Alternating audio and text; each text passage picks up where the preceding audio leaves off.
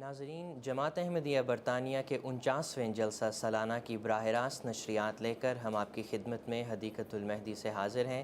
ابھی ہم نے حضور اقدس ایدہ اللہ تعالی بنصر العزیز کا خطاب سنا، جس میں حضور انور ایدہ اللہ تعالی بنصر العزیز نے دوران سال جماعت احمدیہ پر ہونے والے بے شمار افضال اور برکات کا ذکر فرمایا، اور یہ یقیناً ہم سب کی ایمان کی تازگی کا باعث بنتا ہے، اور ہمیں معلوم ہوتا ہے کہ کس طرح روز بروز جماعت احمدیہ ترقیات کی منازل طے کرتے ہوئے حضرت محمد رسول اللہ صلی اللہ علیہ وآلہ وسلم کا مشن اور اسلام کی حقیقی تعلیمات دنیا کے کناروں تک پہنچتی چلی جا رہی ہیں، اور احباب سچے اسلام کو پہچان کر، حقیقی اسلام کی تعلیمات کو پہچان کر حضور صلی اللہ علیہ وآلہ وسلم کی غلامی میں آتے چلے جا رہے ہیں۔ اس وقت ہم ایک لائیو ڈسکشن پروگرام لے کر آپ کی خدمت میں حاضر ہیں۔ حضور انور ایدہ اللہ تعالی بنصر العزیز نے اپنے خطاب میں فرمایا کہ اس سال جماعت احمدیہ کی طرف سے شائع ہونے والا مختلف لٹریچر اور کتب کی تعداد 1 کروڑ سے بھی زیادہ تھی، اور اس حوالے سے ہم انشاءاللہ دوران سال نئی طبع ہونے والی کتب کے بارے میں بات چیت کریں گے۔ میرے ساتھ اسٹوڈیو میں اس وقت موجود ہیں مکرم و محترم عبدالقدوس عارف صاحب، ان کے ساتھ تشریف رکھتے ہیں مکرم و محترم عبدالمومن طاہر صاحب، اور ان کے ساتھ تشریف فرما ہیں مکرم و محترم حسنات احمد صاحب۔ قدوس صاحب, let's start the discussion with you. Every year, we all wait very anxiously for the new books which are upcoming. Let's talk about the new English books which we have this year. Jazakallah, ya sab. Let's start with the books of the Promised Messiah, alayhi salatu wassalam. I think many of us who speak English, this is the one thing during Jalsa that probably, we're looking forward to the most, when Hazur officially announces the books that have been translated into English, which were written by Hazrat Mirza Ghulam Ahmad of Qadian alayhi salatu wassalam. And first and foremost, that one translation that's been done is of Dafi ul-Bala, which is basically a criterion of religion, an antidote of the plague. And if I give you a brief summary about the book as well, that in 1902, as we know, that in Punjab, the Taun, the plague, was at its peak. So much so, Hazrat Masih Maud alayhi salatu wasalam himself writes that approximately 20,000 people were passing away due to this plague every week. But alhamdulillah, by the sheer grace and mercy of God, and according to the divine promise of Allah the Exalted to the Promised Messiah and his community, Qadian, which was the hometown of the Promised Messiah alayhi salatu wasalam, which is the home of Ahmadiyyat, was safeguarded. Not a single soul passed away due to the plague. 2-mile radius of Qadian was this. And this is basically, this book deals with that topic of how one can save themselves from this awful condition, and how to then better oneself. And Hazur challenges people in this book, not just from Islam, non-Ahmadi Muslims, but others as well, that you cannot be safe from the plague unless you come into this citadel of peace and reconciliation, which is the citadel of Islam, the pure Islam, which is Ahmadiyyat.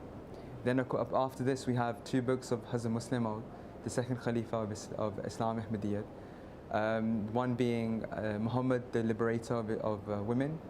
Again, the title pretty much gives away what it talks about. It was an essay that Hazur penned for the Al-Fazl edition, special edition, which dealt with different aspects of the life of the Holy Prophet sallallahu alaihi wasallam. And Hazur mentioned this great aspect of how the Holy Prophet of Islam was the guarantor of peace, the guarantor of security for womankind, and 14 centuries ago gave such extraordinary powers to women that even today we don't see. I think that's a very relevant topic in today's day and age, because many questions arise as to whether there is any rights for women in Islam. Actually, it's pertinent for the time. I mean, the books of any prophet, any Khalifa, are not just for that moment.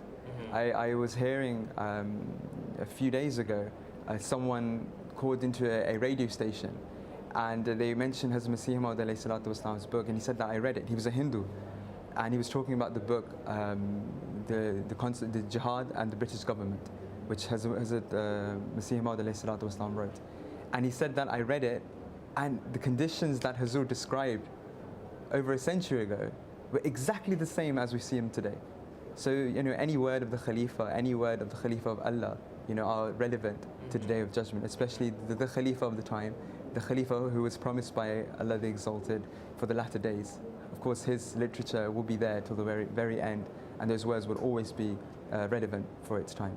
Another book by Hazrat Muslim Maud that, inshallah, that's been published is, so we've discussed Muhammad the Liberator, women, Bahari Waz, which is the Sermon of the Mount.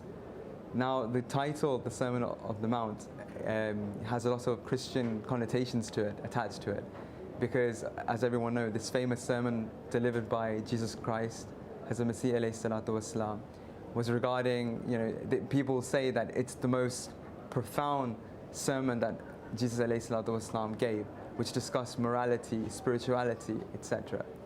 Now, Hazur pens this treatise down, and this is before his Khilafat. So it's 1912, and it's basically a dialogue between Hazur and a reverend of Dalhousie. When Hazur was very young, I believe. Before Khilafat. If you read the book, I won't give any spoilers away, but an interesting aspect that Hazur mentions is that when he first met this reverend, Reverend Youngson, the name goes, he said that the person thought that, yes, this is an opportunity for me to preach to this young man and tell him that how Islam, God forbid, is flawed, and how Christianity is so perfect. Not knowing that he thought he was going to get a free convert. He thought that this is it, this is a moment to strike.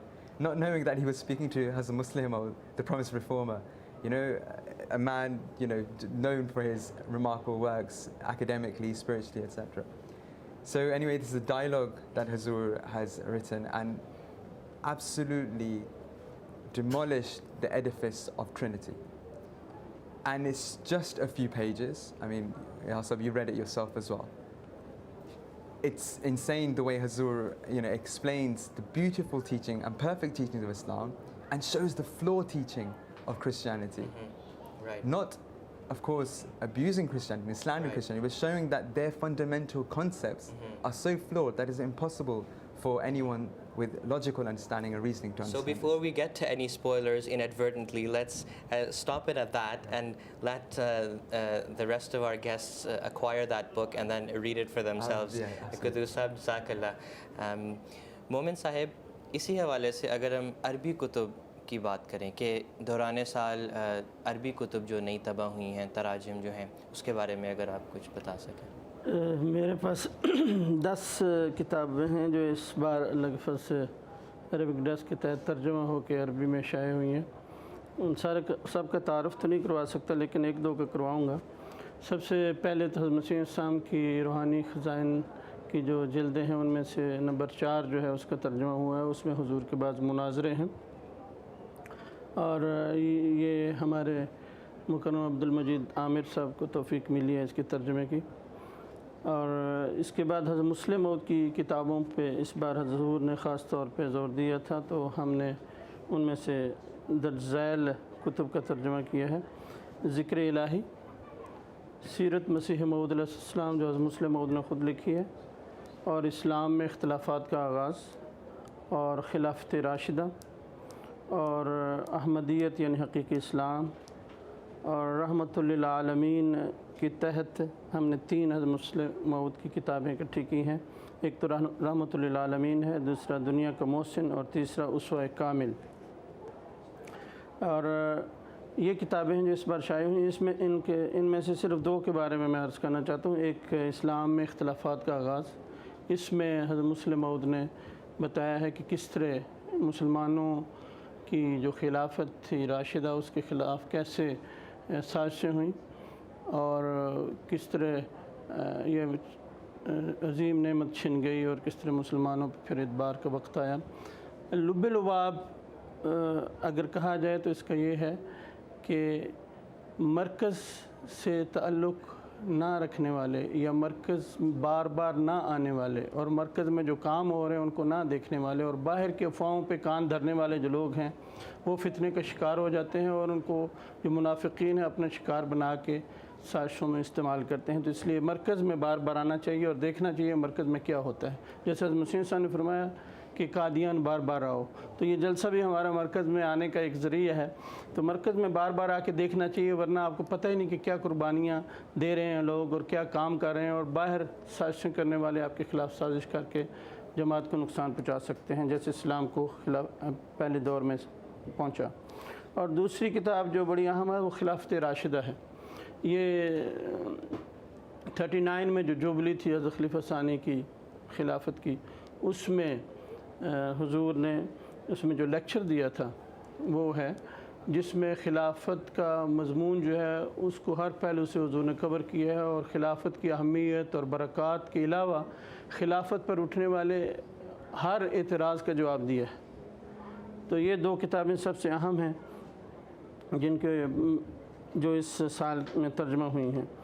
اور اس کے علاوہ اگر آپ مجھے اجازت دیں تو میں عرض کرنا چاہتا ہوں کہ حضرت مسیح صاحب کی کتابوں کے اوپر سب سے زیادہ جو کام کر رہے ہیں وہ عبد المجید عامر صاحب ہیں, اور ان کے ساتھ محمد احمد نعیم صاحب ہیں, اور باقی ہم حضرت خلیفہ ثانی کی کتابوں پہ ہم قریباً سارے کام کر رہے ہیں. لیکن یہ عربک ڈیسک جو یہاں اسلام آباد میں 5-6 آدمی یہ نہیں کام کر رہے, اصل میں بہت سے باہر ہیں جو کام کرتے ہیں. جب کوئی کتاب تیار ہم کرتے ہیں پہلا ترجمہ, اس کے بعد ہمارے پاس ایک بڑی ٹیم ہے عربوں کی جو اللہ کے فضل سے ہماری مدد کرتے ہیں, ان کو بھیجتے ہیں, وہ ہمیں واپس بھیجتے ہیں, اور پھر ہم دوسرے کو بھیجتے ہیں. اس کے تیسرے 3, 4, 5, 6 دورائیاں ہوتی ہیں ایک کتاب کی. اور خصوصاً حضرت مسیح صاحب کی کتب کے ترجمہ چونکہ بہت نازک ہے, اس لیے حضور نے ارشاد فرمایا ہوا ہے کہ وہ ترجمہ ربوہ میں ایک کمیٹی ہے, عربک ڈیسک کمیٹی یا عربی کمیٹی اس کا نام ہے, وہاں کے جو عربی دان علماء ہیں ان کے سپرد وہ کام ہوتا ہے کہ وہ آخری نظر وہ ڈالیں, اور وہ ہماری بڑی ہیلپ کر رہے ہیں. تو یہ صرف عربک ڈیسک جو اسلام آباد میں وہ کام نہیں کر رہا, میں چاہتا تھا کہ ان کا بھی ذکر کروں. تو یہ ایک بہت بڑی ٹیم ہے اللہ کے فضل سے جو اللہ تعالیٰ نے خلیفہ وقت کو دی ہے, جو یہ کام کر رہی ہے. جزاک اللہ مومن صاحب. واقعی یہ بڑی حیرت میں انسان پڑ جاتا ہے اگر سوچے کہ کس طرح حضرت مسیح موعود علیہ الصلاۃ والسلام کا پیغام, جو دراصل رسول کریم صلی اللہ علیہ وسلم کا ہی پیغام ہے, اس کو دنیا کے کناروں تک مختلف زبانوں میں پہنچانے کے لیے خدا تعالیٰ نے کس طرح کے مددگار اس زمانے میں جماعت کو عطا کیے ہوئے ہیں. ماشاءاللہ. جی جزاک اللہ مومن صاحب. حسنات صاحب, جرمن کتب کے حوالے سے اگر ہم بات کریں, ماشاءاللہ مختلف کتب تیار ہوتی ہیں, نیا لٹریچر بھی تیار ہوتا ہے, تراجم بھی تیار ہوتے ہیں. تو اگر آپ بتائیں کہ اس سال جو خاص طور پہ کتب تیار ہوئی ہیں یا تراجم تیار ہیں اس کے بارے میں, اور کیا کوئی بعض کتب کو ترجیح دی جاتی ہے ترجمہ کرنے میں, کیا ہے اس بارے میں اگر آپ ہمیں بتا سکیں. بسم اللہ الرحمن الرحیم. جزاکم اللہ حسن الجزا.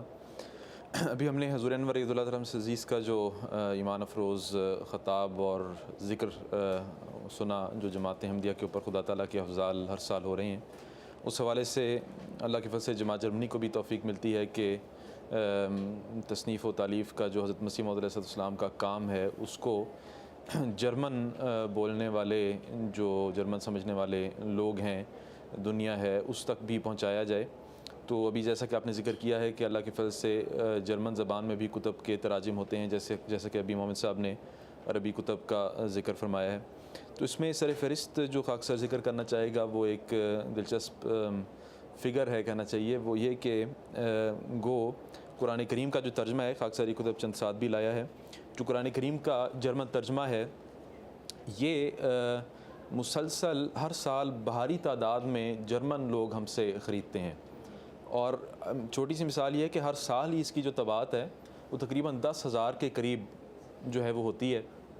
ابھی مثلاً پچھلے سال اکتوبر میں 10,000 کی تعداد میں یہ ترجمہ چھپا, اور اب تک یعنی جلسے سے پہلے تک جولائی تک وہ سارے کا سارا ہمارے اسٹاک سے نکل چکا ہے. اور اس میں بھاری تعداد غیر جماعت جرمن لوگوں کی ہے جو یہ ترجمہ خریدتے ہیں، اور اب ہم نے دوبارہ سے اس کا آرڈر دیا ہے اور انشاءاللہ چند دنوں میں مزید 10,000 کی تعداد میں ہمارے پاس یہ آ جائے گا۔ پھر یہ کہ ای بکس کے حوالے سے بھی یہ ایک انٹرسٹنگ بات ہے کہ اس میں بھی تعداد بڑھ رہی ہے۔ گو انٹرنیٹ میں بھی یہ کتب اویلیبل ہوتی ہیں، اس کے باوجود اتنی بھاری تعداد میں قرآن کریم کا جرمن ترجمہ جو ہے وہ بکتا ہے۔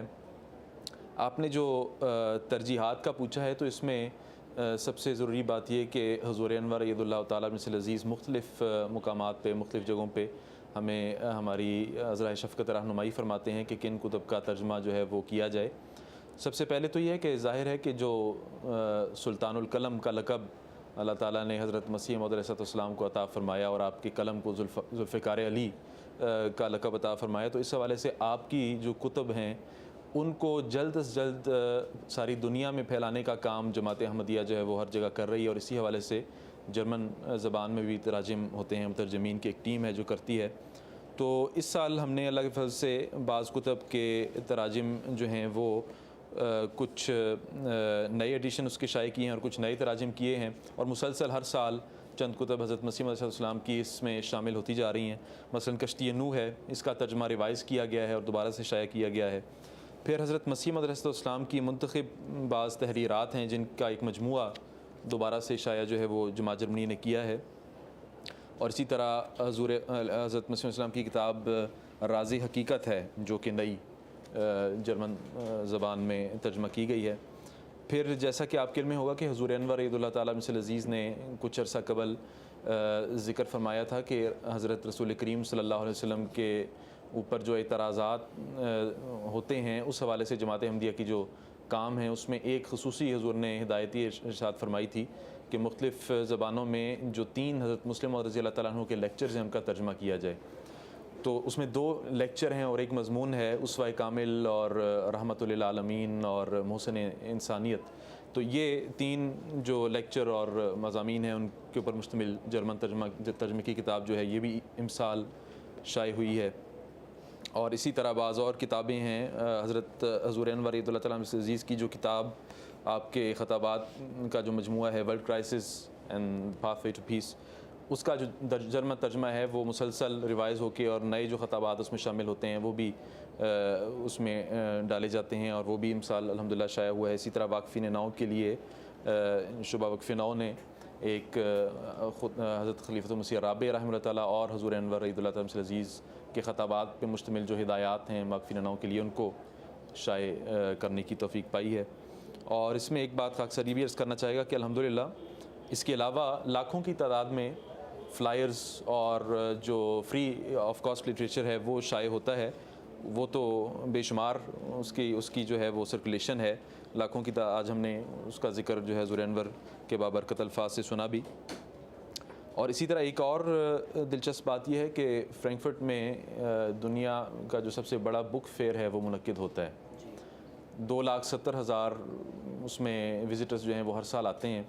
وہاں جماعت کو یہ توفیق ملتی ہے کہ اپنا بک سٹال لگائے، اور وہاں کثیر تعداد میں لوگ گزرتے ہیں اور آ کے وہاں ان کو براہ راست تبلیغ کرنے کا بھی ہمیں موقع ملتا ہے۔ جو حضور حضرت مسیح موعود علیہ السلام کی کتب ہیں، قرآن کریم کا ترجمہ ہے، خلفائے سلسلہ کی کتب کا جرمن ترجمہ ہے، وہ وہاں پیش کیا جاتا ہے، اور وہاں بھی اللہ کے فضل سے مختلف صرف جرمن زبان میں نہیں بلکہ مختلف زبانوں میں وہاں وہ نمائش لگتی ہے، اور پھر اس طرح حضرت مسیح موعود علیہ السلام کے پیغام کو پھیلانے کی اس لحاظ سے بھی توفیق ملتی ہے۔ جی جزاک اللہ حسنات صاحب۔